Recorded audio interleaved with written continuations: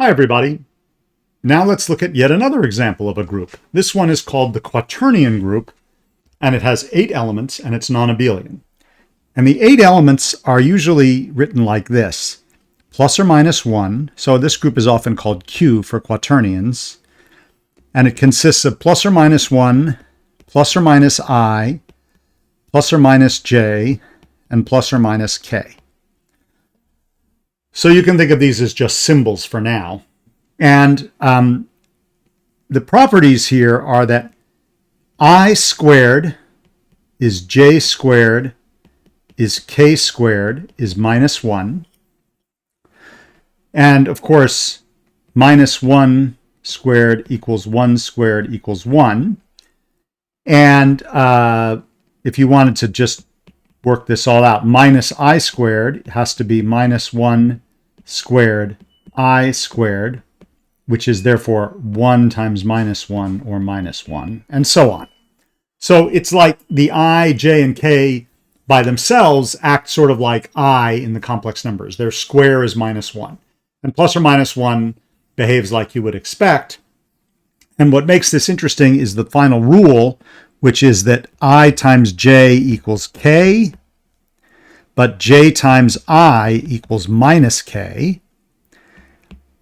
J times k equals I, but k times j equals minus I. And k times I equals j, but I times k equals minus j. So these are all the rules. So if the idea being that if you take I and j in order, then you get you go around the circle I, j, k, and you don't pick up a minus signs. But if you go backwards, you pick up a minus sign. And from that's the full set of rules. And this turns out to be a group. It takes a little bit of, so what do we have to check? We have to check the associative law. And rather than being completely systematic about this, let's just look at a few examples. That's kind of cheaty, but what the heck. So let's look, for example, at I times j times k. Well, according to the rules, that's equal to I times j is k times k, that's equal to k squared, which is minus 1. But if we did it the other way, j times k is I, and I squared is minus 1. So these two things are the same. We could do another one. We could try, let's say, what about kji or kij? Kij.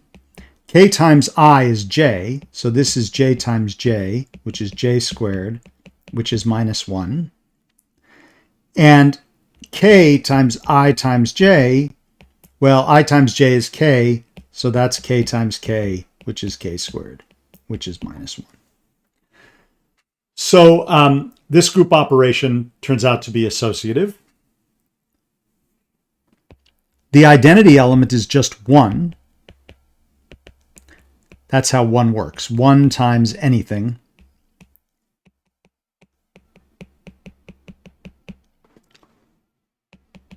And so forth. And what about inverses? Well, the inverse of 1 is 1. The inverse of minus 1 is minus 1. The inverse of j is minus j. The inverse of I is minus I. And the inverse of k is minus k. Because j times j is minus 1, so j times minus j is plus 1.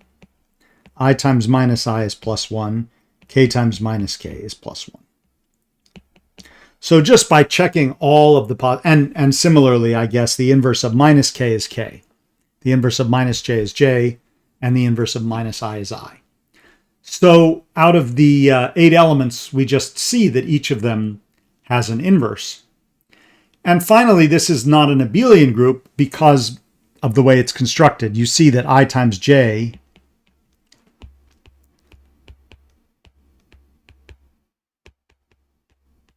I times j is not equal to j times I in particular.